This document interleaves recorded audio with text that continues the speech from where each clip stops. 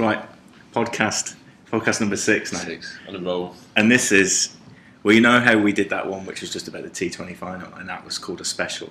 And yeah. People loved it. I mean, people really loved it. This is another special. This is a special. This is a I'm going to try my best again. This is a special. This is a. We did a. We've sent out some tweets, and you sent out some tweets, trying to engage the listeners to send us questions. I got confused though. I got confused on hashtags. I'm not really a hashtag user, and I've sent about 3 or 4 different ones. You multi-hashtagged as well. It was quite confusing. I don't know how it works, a hashtag. Well, I came up with a hashtag which was Ask Flintoff. Right. But I thought then if I put Ask Flintoff, it's a bit too self-indulgent. This is like it's our podcast. I know, but people want to know what you think. Holcroft and Flintoff. They can't really ask me about being an international cricketer. I've got limited experience. You might get a game on recent form. You're in the mix. They might be just what they need. So we've engaged our listeners, and I mean it's taken Twitter by storm. I don't know if you're aware. I think we nearly broke Twitter, the amount of interaction. Well, I know Katy Perry was getting worried at one point. Katy Perry and Kim Kardashian. I got a couple of direct messages saying, "Can you just put a stop to this ask you and Fred?" She's saying it's ruining me. It's ruining it. So we're going to get to that in a minute. But I have got some other stuff just to talk to you about, because iTunes got in contact with me, sent me an email, but it was dear Clyde and Freddie, but it was directly to me. And they basically said, it was a girl called Danny, who seems lovely. Right. She's a fan of the podcast. Is she? And I think she's a podcast moderator at iTunes. I think her job... So she's not trying to get us off? No, I thought it was like, please don't do any more of these. No. Or in future, find a different medium. I think perhaps she found like a horse's head from Gervais in her bed one night, a bit like The Godfather, and she's just like, I need to get rid of these two. No, it's not that. It's a very supportive... Oh, is it? It's a very supportive... And she basically said there's 2 issues we've got with our podcast. And one is the picture, because it wasn't compliant, it wasn't square, and it wasn't the right number of pixels. So we got a new... How many pixels do we need? It needed to be 1,400 by 1,400. Oh yeah. So I had to try and work out what was it. 100. It was like 398. It was like 340 by 280. But that took me ages to work out how to actually figure that out. But I did eventually. But we got a new photo taken, which is at the moment the photo that you'll see on, and it's at a Giacomo shoot. So I came to one of your Giacomo shoots, which I mean, poetry, isn't it? Poetry. I saw you in action, and it was impressive. Do not underestimate my skills in a photo shoot. I mean, your mates weren't there; they weren't allowed to come into this one. No, they're just TV. You can't put them in a catalogue. Oh right, so this is for a catalogue. This is like the catalogue shoot. This is Christmas. Right. Hence the jumper. Autumn, winter range. Yeah. And you know what? I think my skills as a model, I think I've gone to the next level. I really do. It's taken a while. It's 3 years in the making. Yeah. But I reckon, I'm one step behind David Gandy. Well, I got emotional watching you, because it was like perfection. It was dreamlike. There was a moment when they said to you, "Can you stand stiller?"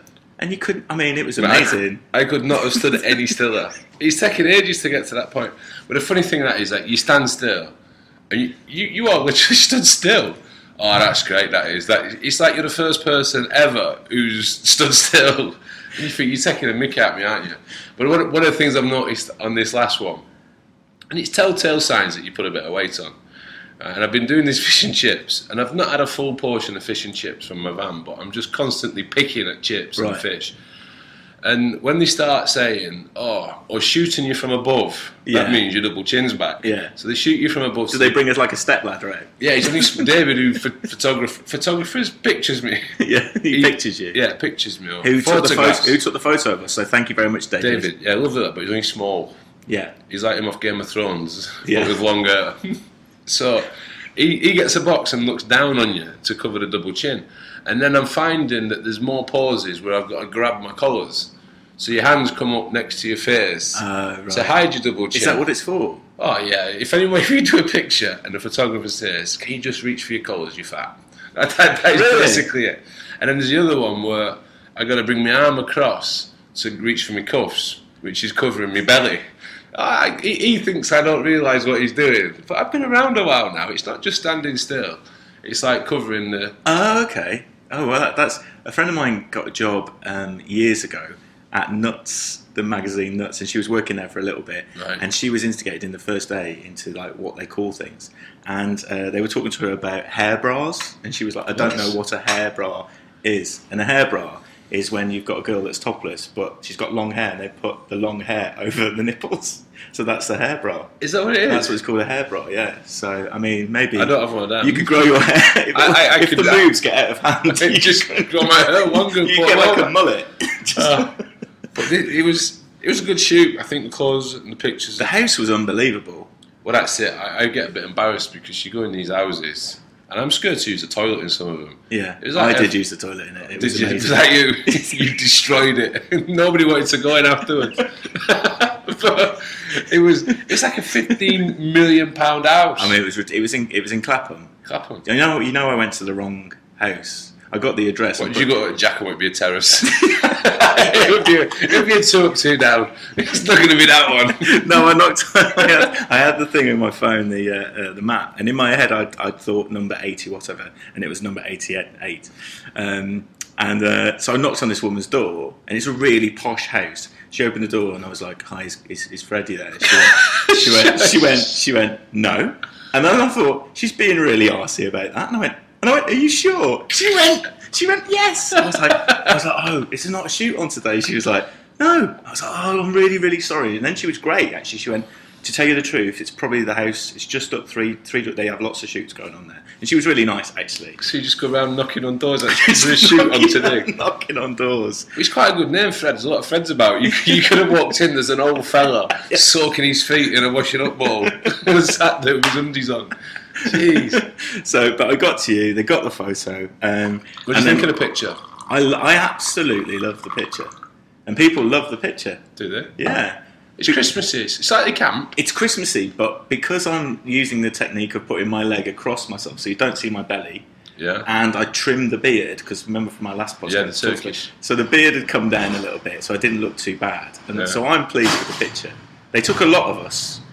And I felt a bit, I don't know if you remember, but they took like loads of that, because we said, "Can you just knock us off a picture?" Mate, they took it seriously. They did everything. It takes like, them pictures you found in the catalogue, that's not just one. I've worked hard for that. I've worked hard for that work. That's like... I'd have picked any of those pictures, but then you went, "Oh, can we just try it again?" And I thought, I'm a pro. He's a pro, isn't he? Yeah. And then I felt quite a lot of pressure on me, because I thought, is it me that Fred's not happy with? Because I'd have just gone, "I'll have that one." If you watch my pose in the picture... Right. A few little things you want to notice. Okay. I'm leaning slightly forward, hence no double chin. Yeah. My mouth's open with my tongue in the roof of my mouth. The classic. No double chin. That's the classic. I'm also pushing my bottom backwards and my body forwards. Right. Hide the belly. With my arms in front, carefully positioned, pouring you a glass. Amazing. That's 3 years. That's amazing. 3 years worth. Whereas I just sat there and smiled as much as possible. But the problem is the look on my face. You could Photoshop anything behind me. I'm bent over with a woohoo. Yeah, Donald likes that picture. Our friend Donald said it's his 2 favourite bears. So Donald was very happy. I think he's had it laminated and put in his toilet. I'm not even asking why it's laminated. So we've got the photo. The photo's good. And then the next stage, the pressure again was on me to try and get this into the audio. Charts to put it in the right file or whatever, and I was worried about that, to be honest, because I feel it a little bit like we're like David Hasselhoff. We're kind of popular in Germany, but because we're in the video charts and we're not a video. But if we went into the proper charts, we'd be like blown out the water. We wouldn't even make the kind of like the 300. But why are we moving? Well, I'm now thinking we should just stick. I mean, we should be more like Hasselhoff, I think, in this one. I agree. I'd sooner be best at something rubbish than the worst at something good. But I've got an email now, because Danny, I got back to Danny at iTunes and said, "Look, how do I get into the other charts?" Right. And so she sent me, brilliantly, she sort of did some stuff, and she sent me an email, and she explained, what's going wrong. So I'm going to try and get that up and read it to you. Actually, it might be you're struggling with your iPad there, you guys. No, I see you prepared this. I've got an iPad. You know when you watch those shows like Breakfast TV and they do everything off an iPad? and they read their questions off an iPad. Yeah. That's what I've got. I've got questions off an iPad. Have you? I couldn't. With your skills so far, I couldn't see you doing Sky Sports football. No. On the big screen, freezing things. But you know what's happened? That's why Jamie doesn't do that. You can't work it. I've got here, and the problem is, I'm not on Wi-Fi here. So you're on your second device now. You got your phone out. I've got my iPhone out. This is like an Apple shop. We're doing it on a Mac. You got an iPad and an iPhone. Right. Hang on a minute. I'm going to get the email up from her, from Danny. Right. Where is it? I can't find it. Hang on a minute. I don't know, but people are just turning off as we speak. Right. I'll tell you what, I'll read it later and I'll go straight on to the next bit I want to talk to you about, which is, so after the Giacomo shoot, we went to a premiere for a film. We did, yeah. For our friend Gabe's got a film out. The Governors. It's an amazing achievement. Yeah, it's like brilliant that he's done it, and you know, I was really, that night was so great for him, and you know, obviously he was really happy you were there as his mate, but also having you there means, you know, there was some photographers and that gets pictures in the papers and stuff. Yeah. So there was a load of paparazzi outside, and they wanted your photo, and you then grabbed hold of me, and we had to stand in front of the paparazzi, and they were looking at me like, get that man out of the shot. It's a double act client. No, it isn't. Publicity for the podcast. We just going, one of them said, and to quote, "Is that your manager?" Did they? Yeah, and I was just thinking, I just want to get away from this. I looked like a competition winner. It was awful. You should have stuck a cap on you. And the moment that I just managed to get out of your grasp, then they took. I mean, the photos went crazy. Then they just got all the pictures they needed, and you know, and it wasn't. To tell you the truth, it didn't feel like Pretty Woman for me. I didn't feel like I was being treated like a star. But the great thing about going to that, I think it's the first premiere I've been to. I was expecting. It a longer. can't be It is. the first. I don't go to things. I tried them. I don't like them. I don't like busy cinemas. Right. So I don't go. And I was expecting a longer carpet. I'll be honest with you. Yeah, it was quite a quick carpet. But the handy thing was going to a premiere straight after a Giacomo shoot. I still had my makeup on for the pictures, true. And I still had my hair done. Yeah, you did look great. But it was a gangster film, so I was a little bit out of place. And I'll be honest with you, like Gabe's our mate, but I was a bit sceptical about the film. You know, it's like a London gang film, fighting, and I thought, well, you got Harley from the Rizzle Kicks. Yeah. It's not really what I had in mind. Yeah. Like Harley, I thought he was going to burst into song or dance. But I actually enjoyed it. He was fantastic. Yeah. But I was going down. I was going down what was a little red carpet, and you get interviewed. And I stopped at my first interview. I don't know what it was for. MTV, but it wasn't like the MTV. It was like some other MTV. Right. And they started asking me questions. So I'm saying, yeah, you know, it's my mate Gabe. He's great. I've worked with him before. Yeah. And he said, well, there's like a few parallels between what you do and this film. I said, is there? I was a cricketer, and this is a film about gangs fighting. He says, well, the camaraderie, the team ethic. I said, mate, I used to wear whites and stop every 2 hours for sandwiches. I can't remember ever wearing a hoodie and fighting someone mid-cricket match. So then I went down to the next one. He wanted to get into sledging and cricket. I said, mate, I'm here to watch a film. Yeah. What are you doing? Yeah. So I got out of there, and we got to the free popcorn and free pick and mix. Yeah, well, I've got a bone to pick with you about that. I had to pay for the popcorn. So you nicked the pick and mix. Because we were told that it was free. I went and got the popcorn and the drinks, and she was like, that's £11.50. Thinking... What, you didn't say? But then... It wasn't free. No, it wasn't free. Everyone was saying it's free. Gabe said, go and get it, it's free. But then you turned around and you had a massive load of pick and mix. Not because it was free. Then you wandered off with them. And I'm standing there thinking, I've just spent £11.50 on all this. But because it was free, it was that thing. It's like when you go for like your sushi or something like that. Yeah. It's how many plates are acceptable before people start staring at you and think he's greedy. And I had that thing with pick and mix. Usually I've got like I got this radar where I know I've spent too much, so you don't keep filling up your tub. Yeah. But if it's free, you can just go forever. Yeah.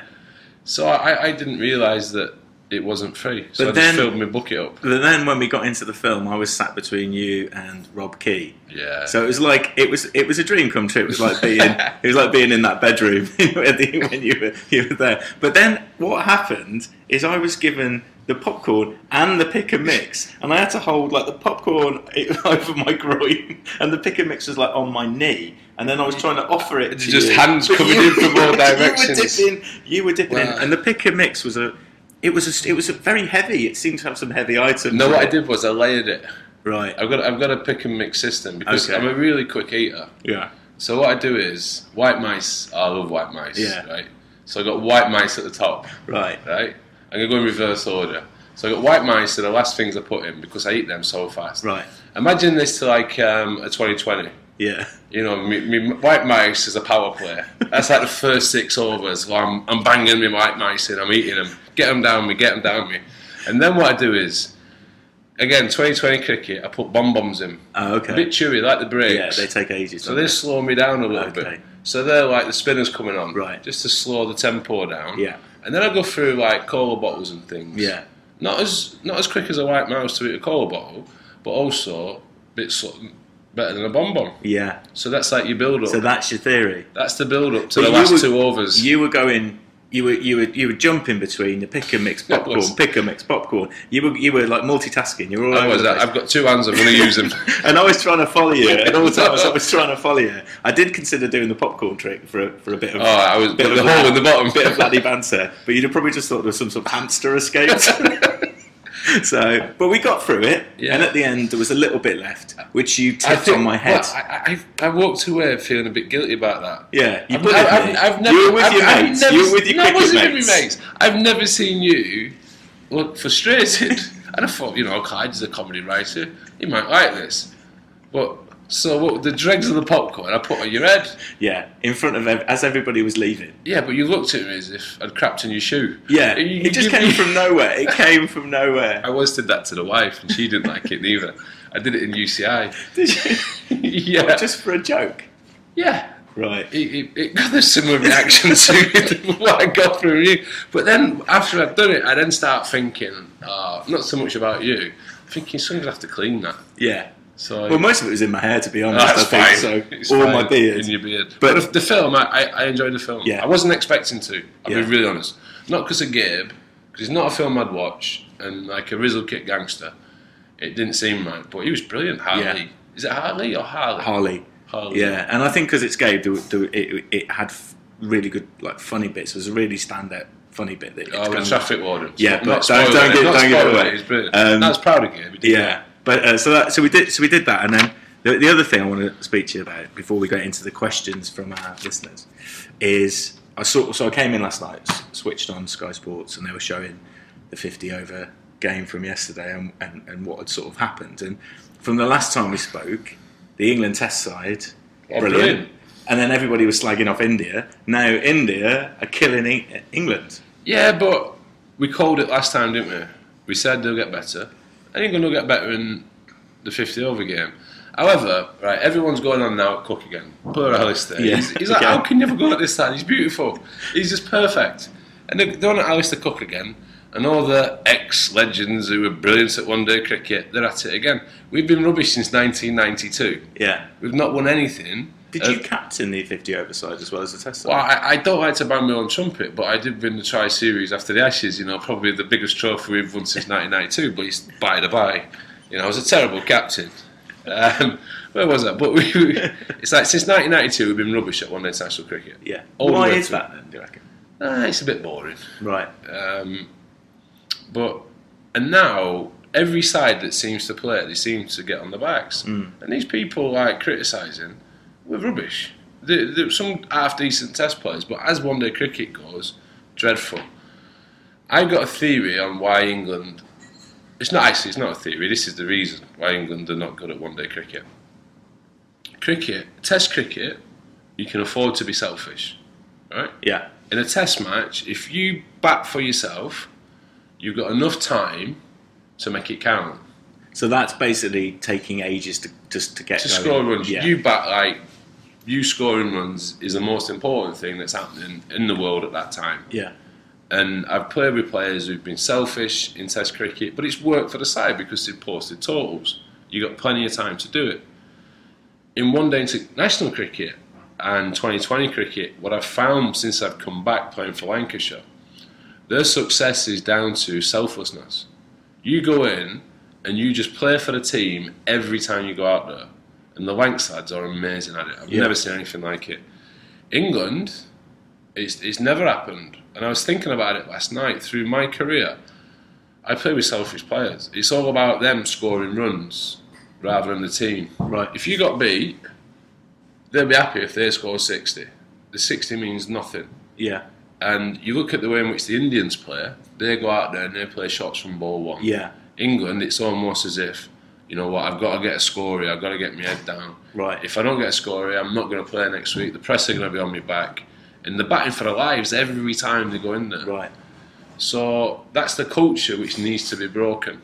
Where whether you put more confidence in the players, whether you start picking them out. Look, you're playing for a team here. Play for the team. We've never done it. So is that because like it's a halfway house really? Because in 2020 you've only got 20 overs. You go out and smack it as much as you can. Well, usually in 20 overs, the situation dictates the way you play. You know that if you've patted back 2 or 3 balls, you've got to do something. Yeah.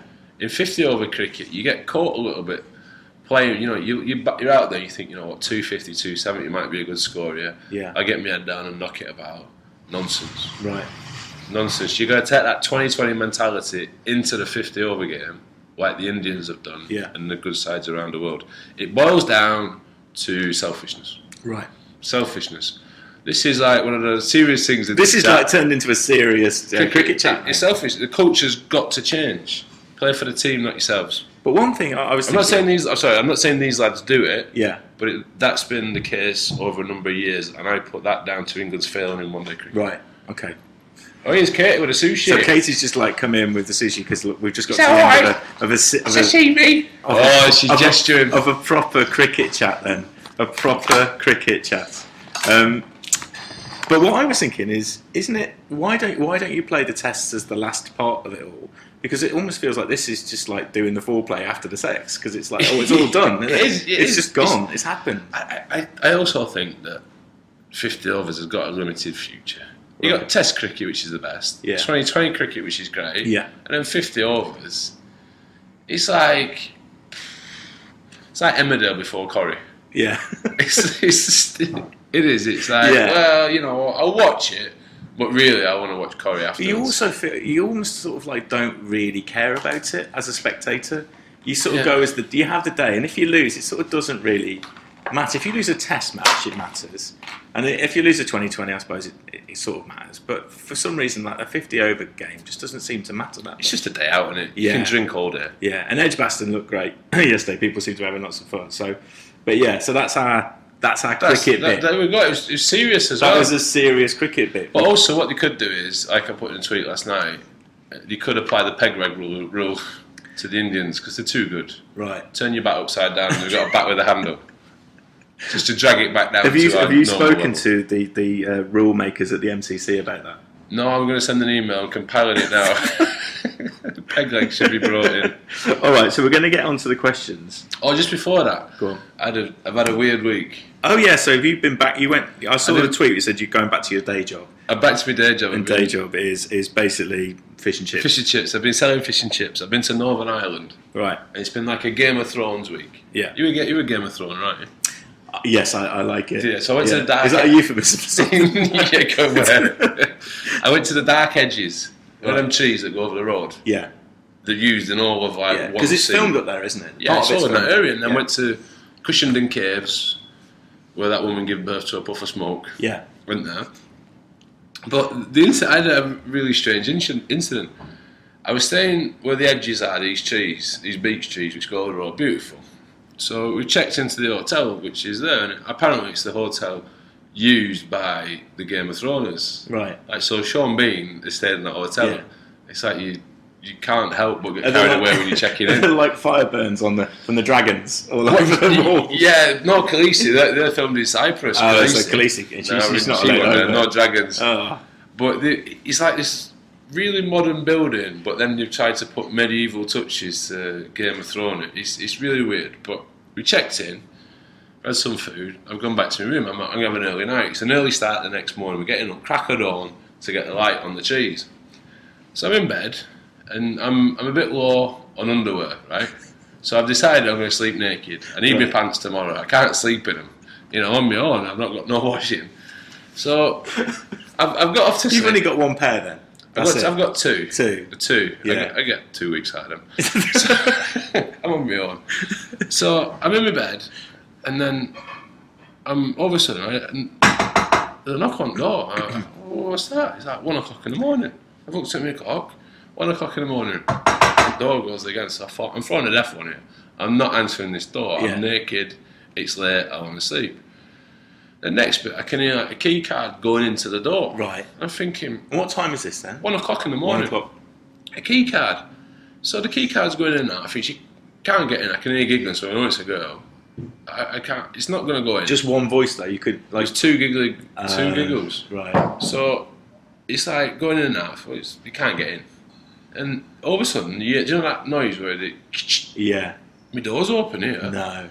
So then the door opens, the light starts coming in, and I'm panicking. I'm thinking... Did you think it was a monster from Game of Thrones? Well, no, not at this stage, but I'm naked in bed, so I can't get out of bed because I'm naked. Yeah. And then this could go completely wrong for me. It's me exposing myself to people. It's my room. Yeah. So I'm in bed and I'm going, hello? And this goes, hello? That's my Irish accent, right? All the voices. I said, get out. Right? And he goes, I want a photograph. I said, I don't care, I want to go to sleep. Was it Louis Walsh? Yeah, that is what this show is all about. That is why the X Factor is here. And so I said, I want some sleep. She says, oh, then made me feel bad saying, oh, I just want a photograph.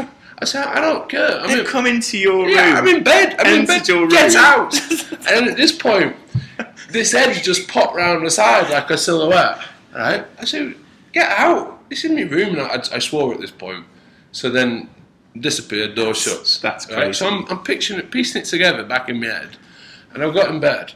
And all of a sudden, I jumped up out of bed. It was one of them Febreze things. So I've gone.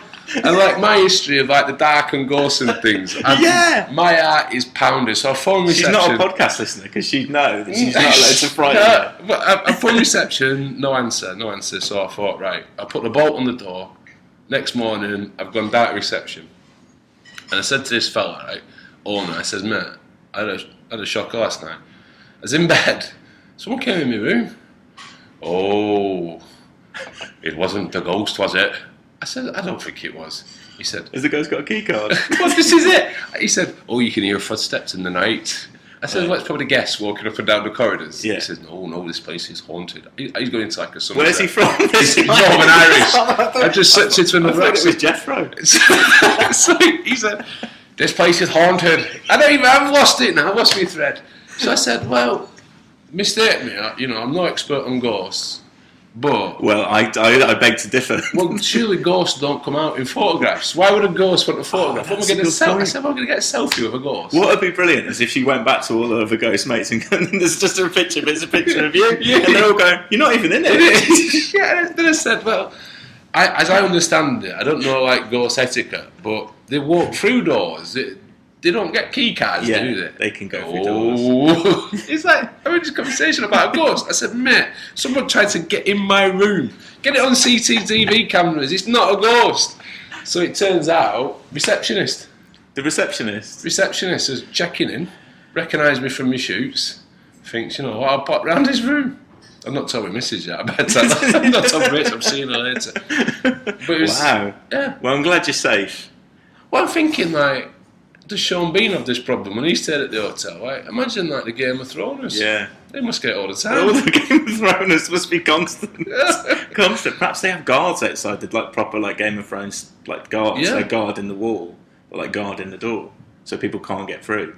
That's what you needed. I needed something. You need to put Mungo outside. We moved out of the hotel. Did you? We checked out. We had a complete overreaction. Moved out. That's it. We're off. We're out of here. No. We don't care. We have a free meal. We get a photo before you go. Yeah. Yeah, right. Yeah. But yeah, it was. Well, that was Well, I'm glad everything sorted itself out. So right, I'm now moved on. If people could see this now, I have gone back to my iPad.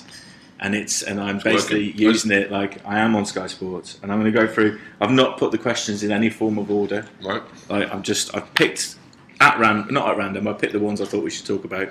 And if we don't talk about all of them that people have sent in, we're sorry, but we can't get through them all. But we might talk about them in the future. So, first one. This is from James Humark. Right, James. James Humark. Thanks for tweeting, James. And the question is it true that your dad genuinely dropped you in the crowd? Where he dropped the ball? Yeah. I tell everybody I meant it. Complete fluke.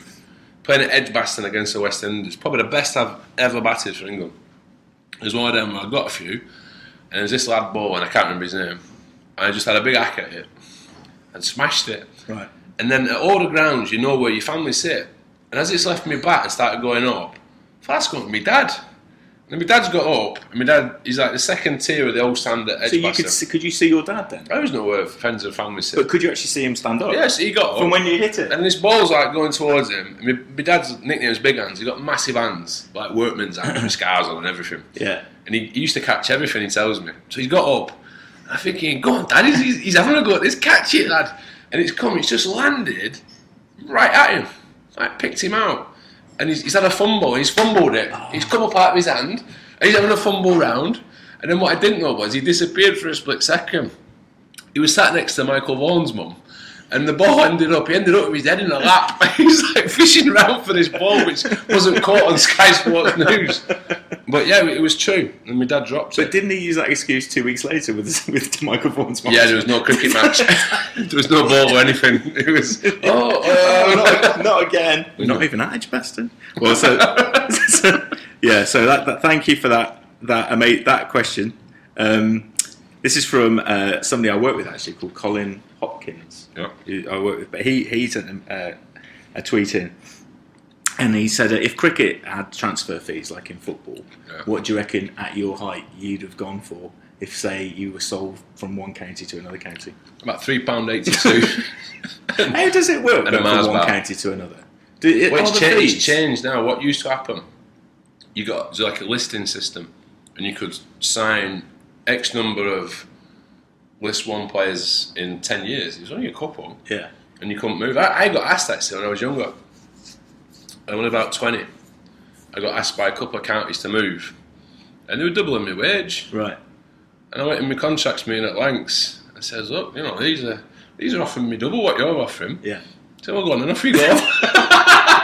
That was your negotiation at the window. Just an extra grand. It was, but they knew that, you play for Lancashire, they knew I wasn't going anywhere. Yeah. So they had me over a barrel.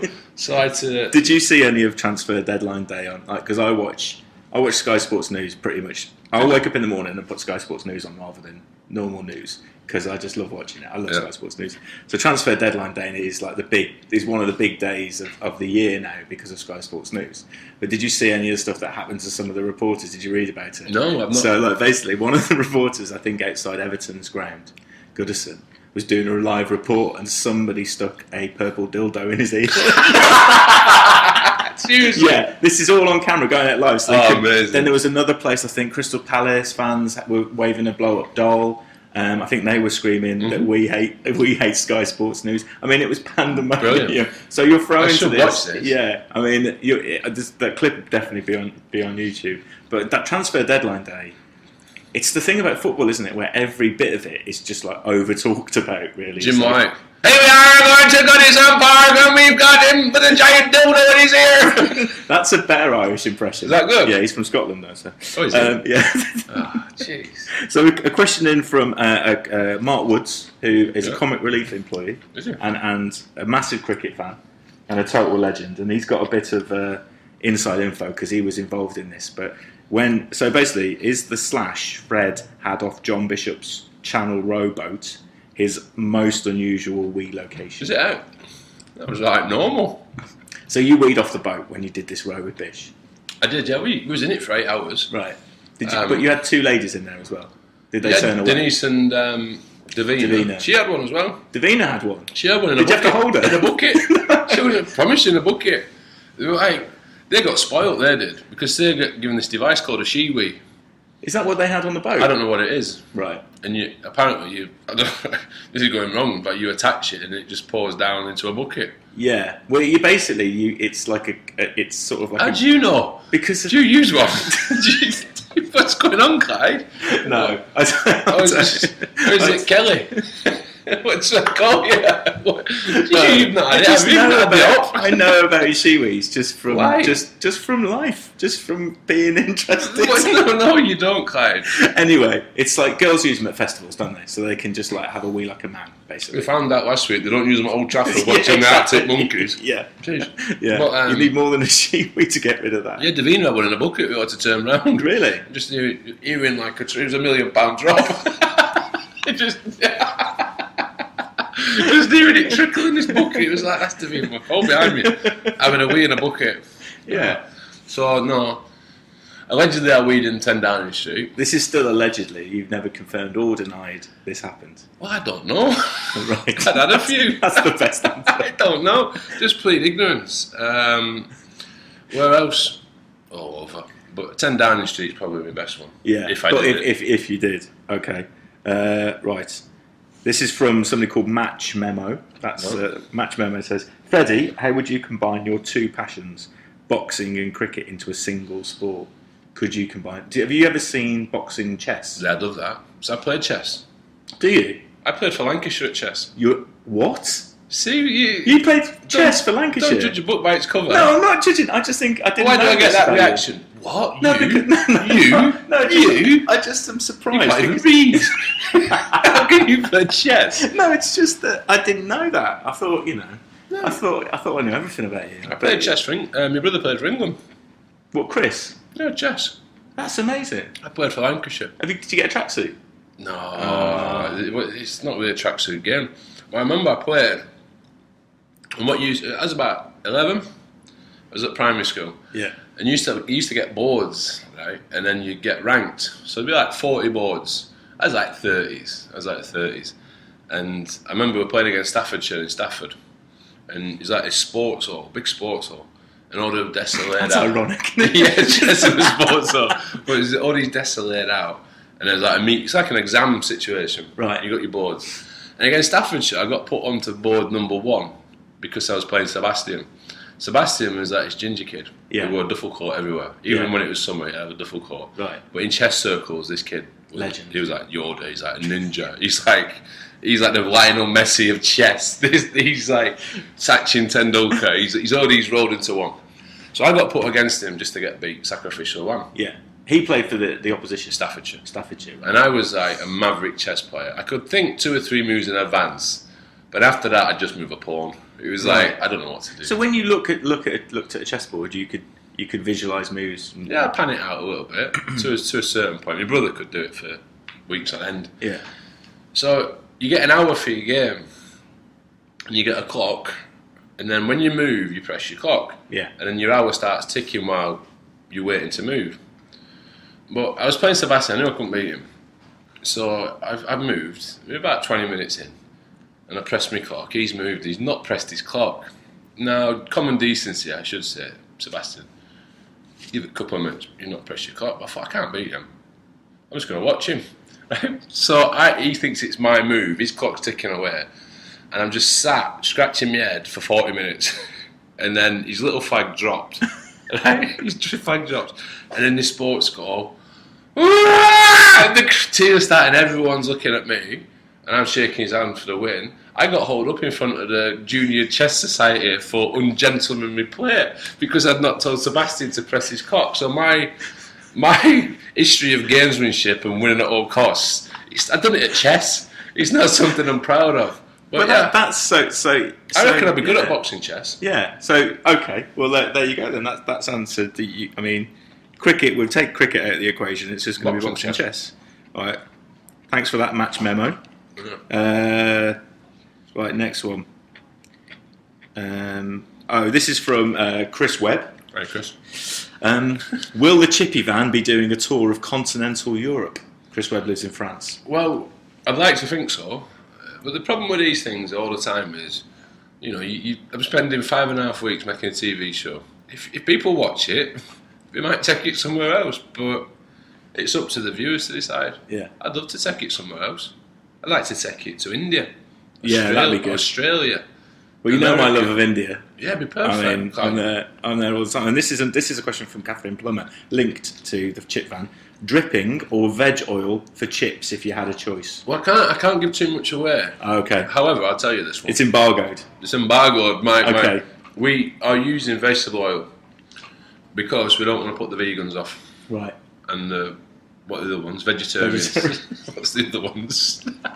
I don't get it, but we want you to eat our fish. So we're using vegetable oil. Okay. I mean, is this an exclusive you're giving away here? Mate, this is massive. It's massive. This is big news. I mean, this is probably going to roll Mark out. Austin tonight on 10 o'clock news would be, news just in. Flintoff's fish bar runs on vegetable oil. He wants to look after the vegans. ...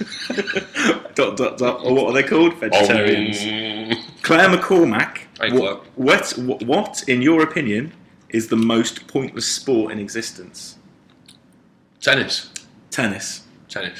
Do you ever play? No, I played once. It was a good one. I played against McEnroe in the Albert Hall. Oh, there you go. Then. I still didn't like it. There you go. Tennis to me. Why do you think it's pointless? Well, it's a tennis ball. It's a soft ball. It doesn't hurt when it hits you. They were white, and they got a racket. Even when Andy Murray was winning Wimbledon, he couldn't fill the family enclosure. Nobody was interested. He had to draft James Corden. It was like, James, come in here and fill the enclosure. It's like, even his family aren't bothered. But the thing that I quite like playing, and I don't really watch it. I can't really be bothered. But the thing that gets me is I think like doing comedy at Centre Court in Wimbledon is the easiest gig in the world, because all they have to do, if they hand their racket to a ball boy or ball girl, it kills it. Everybody thinks it's the funniest thing they've ever seen. If they like do anything that's remotely seen as comedy, everybody loves them for it. And I think I personally think they need to work a bit harder at their material. They should workshop it. They should take it to Edinburgh before they arrive, and then they should do some like new material. Yeah, he's a character. That Federer, look at him. No, he's run after a pigeon. He's like. Djokovic, he's funny. I mean, have you seen what he did? He took his top off and ate a banana. He's one funny lad. Why do you have bananas? Bananas bung you up. Yeah, but it gives you energy, doesn't it? No, they don't. Bananas are such slow-releasing fruits that by the time you've finished your game, it's kicking in. It's pointless. Did you barley? No, yeah, why barley? When you were a kid, it's beautiful. But when you were a kid and you used to watch Wimbledon, you used to think they've got free drinks. They can have pop whenever they want it. I used to sit there thinking that's amazing. That was the most impressive bit to me. You could have free pop whenever you wanted it. It's beautiful as well, that lemon barley. It's the best thing about tennis. This is from Lisa Jago. Hi, Lisa. Who's a massive fan of the podcasts. Is she? She constantly tweets us with her support. I saw her tweet the other day. Yeah, she's a massive... I don't like retweeting compliments. I think it's a bit needy. Yeah. Right, you see these people, these celebrities, and someone says something nice, and then they bang it back out there retweeting it. It's like, do you need that? Yeah, well, I think if you do that, you have to retweet like trolls as well. You have to kind of equal it up, don't you, I suppose? I retweet trolls. Do you? Not that I want a lot of them, but I find them far more amusing. Yeah. Well, yeah, so condoning trolling on the internet. So she wants to know who, on getting out, threw the biggest temper tantrum during your England career. There's been a few. Nasser Hussain. Yeah. Like a job for the super nanny. It's like, what are you doing? You're a 34-year-old man. Why are you doing that? So do you think there should be a naughty step in the England dressing room then? There should be about 3 or 4 of them. Mark Ramprakash. He was dreadful. His party piece was knocking all the shower heads off. He with his knock bat? them off with his bat. I once broke my hand in a temper. I was playing against Yorkshire. In second team, I'd been dropped. I was a bit loose, with a loose cannon. Yeah. And I got out to Gareth Batty. I got 30 and hit him to mid-on, walked off. Game in the dressing room at Bradford Park Avenue, horrible place, under the stand. And I threw my helmet, I threw my bat, threw my gloves, and then I just punched out straight. I thought nothing of it, and then I was sat on the toilet, and I had my head in my hands. Yeah. I looked at my hand, there's a big egg on my hand. I had to go and tell the coach, Aussie fella at the time, Peter Sleeper, I got hit when I was batting, I think I bust my hand. And he says, yeah? I said, that's another accident. Yeah. So I went to hospital, I had to have my hand pinned in a cast for 8 weeks. I said, go and tell Sleepy. I said, look, I punched the wall. So that's fine, go and tell Bumble. Oh. He was like telling, because he was cooked at Lancashire. It was like going to your dad and telling him you've done something really bad. Yeah. And he didn't, he was amazing how he dealt with it. I said, Bumble, I broke my hand. How did you do it? That's good. Is that alright? Yeah. I said, I punched the wall and I got out. Well, that was daft, wasn't it? Then walked off, just left me hanging. I've never felt as bad. Right. And then it worked well for me, really, because I had 8 weeks off and got picked for an A tour. Yeah. so it was a silver lining. But it was just frustration then? Yeah, but I never did anything like that. I've cried as well. I cried in India. What, when you came off? Yeah. I was at an all-time low. I was bowling really well. Yeah. But I got 20 runs in 3 test matches. Right? I got out to this off-spinner with a turban. It wasn't even Arbhajan, it was another one. Right. It was dreadful. And it was just, you could have got me, anyone could have got me out. And I just chipped one to mid-wicket. And I came in. And I took my kit off. And then I thought, I'm going to cry here. So I went and sat on my own on some steps with a packet of Marlboro Lights. Oh, no. I was just smoking these cigarettes. And then Graham Dilly, bless him, he passed away now. He was the bowling coach. He just came and put his arm around me. He goes, you'll be alright, Freddie. You'll be alright. And then, shit's Graham. Oh. Pathetic. That's... Graham Dilly used to have the weirdest... He used to come in from the side when he ran in, didn't he? Yeah, but then it was just like... I remember, because I grew up watching Graham Dilly. And like we'd all try and replicate that run-up when we were like playing on the school fields. It was, what an athlete. Yeah, that kind of... It was one of life's great people. Yeah. Loved him. Okay, so, well, yeah, I mean, that's pretty extreme that you broke your hand. And cried. In anger, and cried. That's it. No, right. Anna Forsyth, what she's got to say. What's your favourite cricket ground experience as a spectator and as a player? So, two separate questions. Experience was Edgbaston. Right. It's brilliant. We got beat. First year of the 2020 finals, we got to semi. We got beat by Surrey. Yeah. And I thought, I'm going to watch the final. I'm going to stick around. It seems a good day. So I was in crowd on that bit where the new... No, it's still the old stand with the hospitality boxes. I managed to get in a box. I was having a pint on the balcony. And there was these Vikings in front of me. Not real Vikings. They were dressed up with hats. So he said, put an hat on. So I go and have an hat. So I got my Viking hat on. And the final's going on in front of us. And he said, go on, Fred, have a pint. I said, I've got a pint. So then he passed me another one up. Yeah. He said, down it. I said, oh, for Christ's sake, no. It's like, and then all of a sudden, it started from 5 people going, down it, down it. So then it spread. And then I've turned round, I've looked, the whole ground's going, down it, down it, down it. Ian Gould was umpiring. He stopped the game.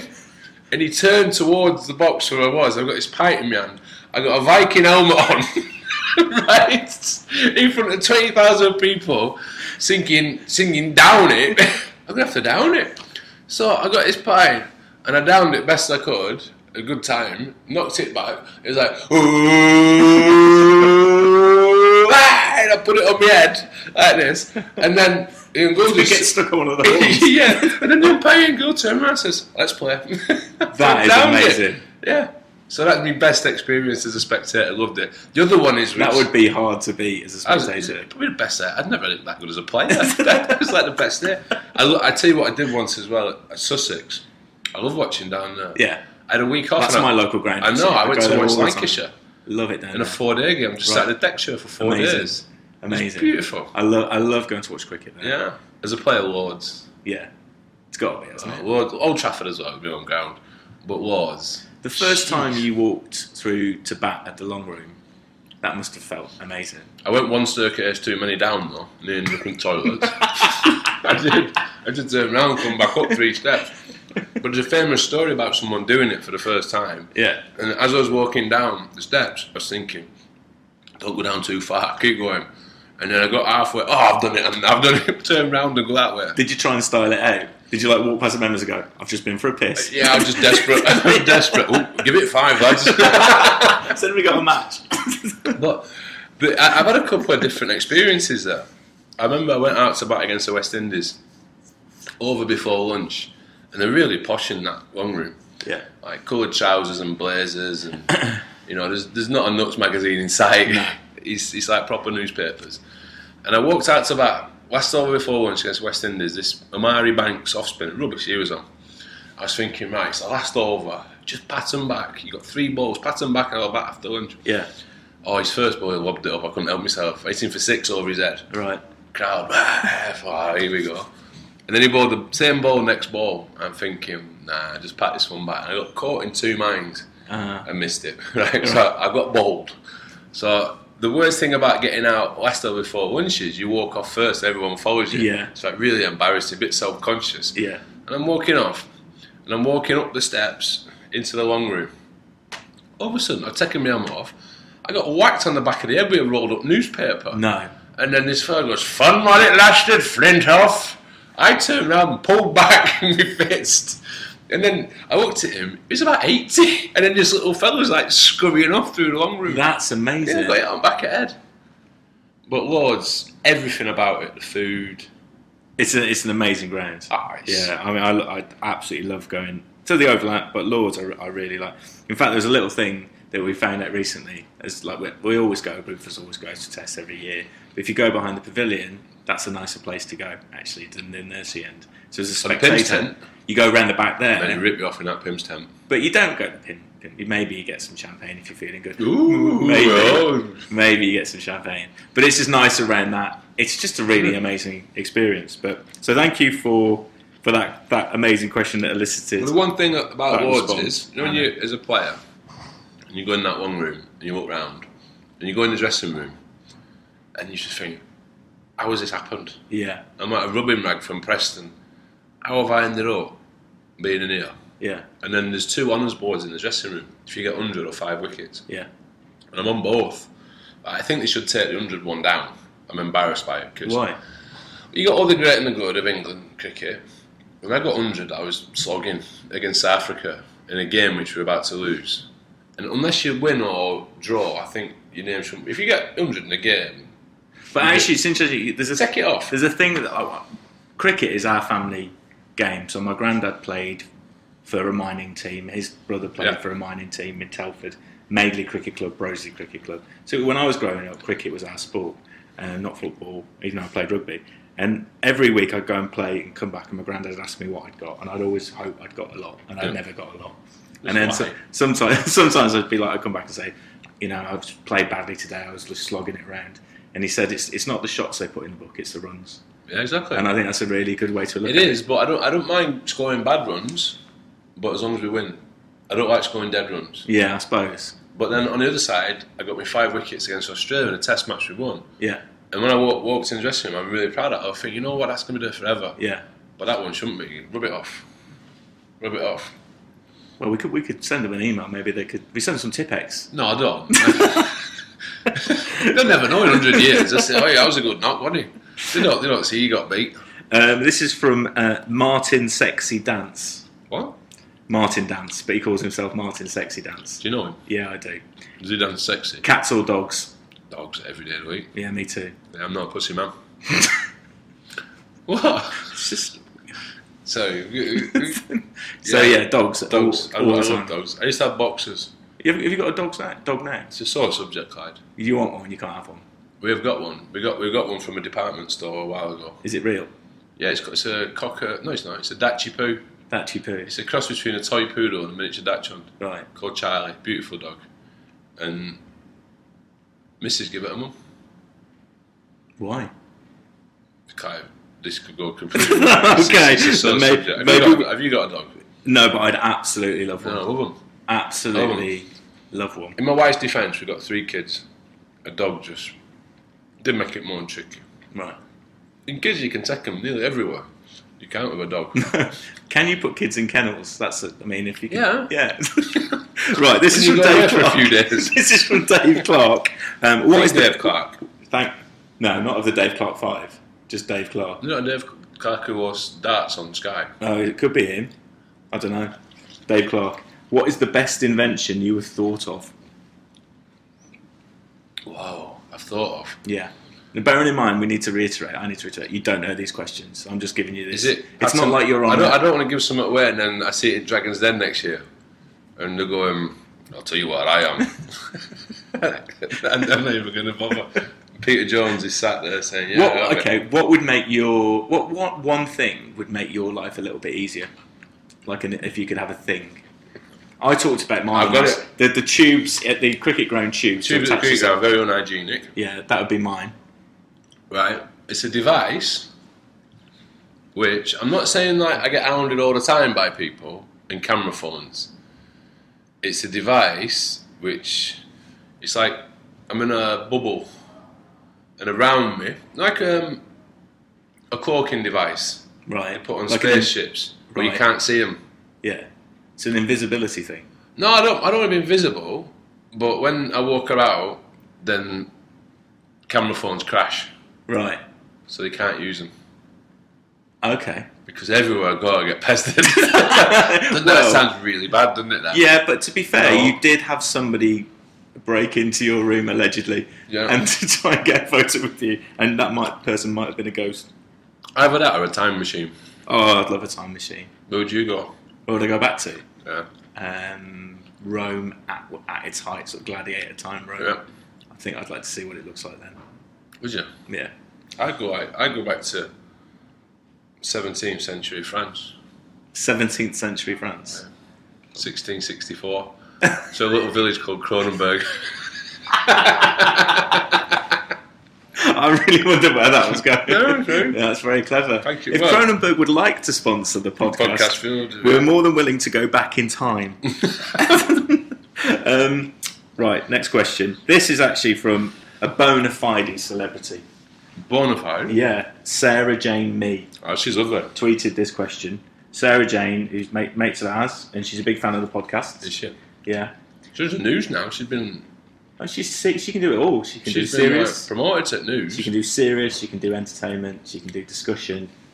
I mean, she's got it. She's got it all going on. And this is her question: if you were in the celebrity Big Brother house, which 3 celebs would you want to be in there with, and which 3 wouldn't you want to be in there with? Wow. That's Sarah Jane Me's insightful. You got an answer to this, haven't you? No, because I'm not a celebrity, so I have to ponder You it. are you? Do a podcast. It's a horrible word, isn't it, celebrity? Who would I not want to be in with? Do you think you'd want? If we talk about people you'd like to be in with, Harmy, Keezy. I just have 3 of my mates. Yeah, Harmy, Keezy, and Elvis. Elvis Presley. Yeah, bit of a mixed bag. So they're the 3 you'd. But you know Elvis is dead, right? But is it dead or alive? I think they actually they have to be in there with you. I think it needs to be a living person. Right, I'd go celebrities. It's a tricky question. Who would I not want? And you can't just have like horrible people that have. No, I'm not going to go horrible people. I'm going to go for. Maybe it's not even people that you don't particularly like. It's people that you'd be a bit annoyed because they'd be like, imagine sleeping in the same room as that person. I wouldn't have Jack with me. Whitehall. Yeah. Too high maintenance. I also don't think they'd be able to book him.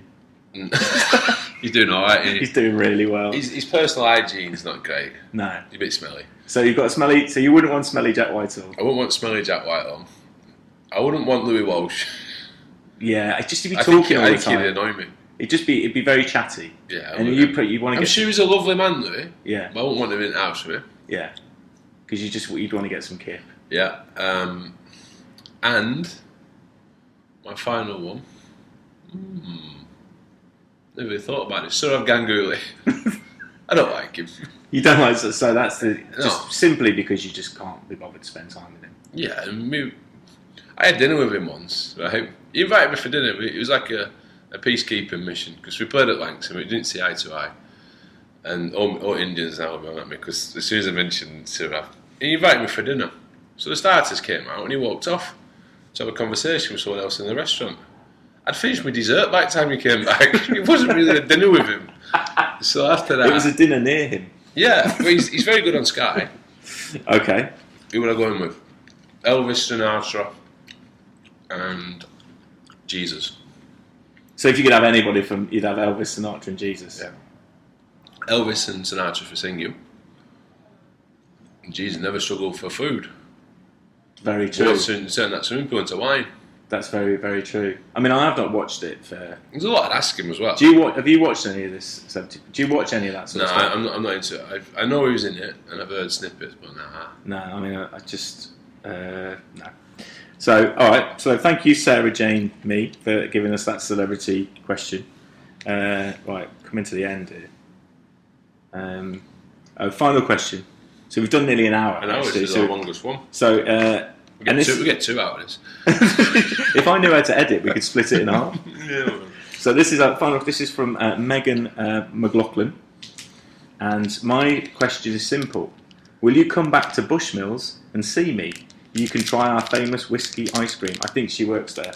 I saw this tweet last night. I saw this tweet today. Actually. I think she works at Bushmills. I was there yesterday. Okay. I was at Bushmills. It's lovely.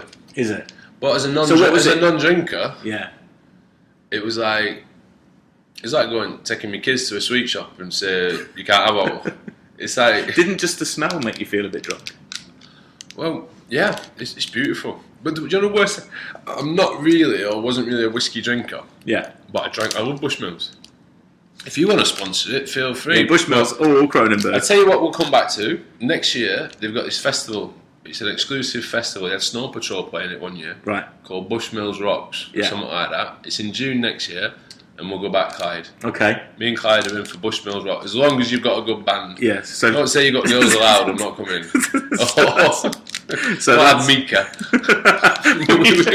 I doubt they've booked. I doubt they booked Mika. So that's Megan. We're coming as long as you haven't got Mika playing. we're all of it. Now I've finally found Danny's email. So we're going to wrap up. I forgot about that. We're going to wrap up with me. Days ago. This is what Danny said to me. This is how to convert us into audio. But I think we might stay. Yeah. Danny, we might stay video. But You'd like to be a big fish in a small pond. Yeah. Apparently, it's because we're saved as an MP4, not an MP3. We can change the format in iTunes by dragging the file into our iTunes library, then open iTunes Preferences, Windows, choose Edit, Preferences, Mac, choose iTunes Preferences, click the General button, then click the Importing Settings button in the lower section of the window from the Import using pop-up menu, choose the encoding format. Then you want to convert the song to click OK, save your settings. Select one or more songs in your library from the then file, create a new version menu, choose one of the following, the menu item changes to show what's selected in your Importing Preferences, create MP3. So as long as I can do that, repeat that again? As long as I can do that, as long as I can work, is that the email you got? As long as I can do that, do all these things, we might have a chance of slipping into the big pond. Let's just stick in audio. No, not audio. Video. I think we might just video. Maybe just this one's going to go video. What we need to do though, we need to stop that Ted talking. Tell you that Ted, he talks about a lot of things. Ted, all I see on him is that he's got like Ted talks about. I mean, this Ted talks about that. Who is Ted? It is funny when you see what we're against, and sometimes it's like TED Talks, and it's something really, really intellectually challenging and clever. Who is he? And we're talking about beard bats. We had chess in there. Yeah, actually, that is the big surprise of today. There's a revelation. Yeah, and if you want to sponsor us instead of Ted talking, never mind Ted, sponsor us. And also as well, if you want to sponsor me some cricket kit, anyone, I might be playing again soon. I need a bat. And Tom's boots, the studs have worn out. I need some boots. But yeah, thanks very much. Enjoy.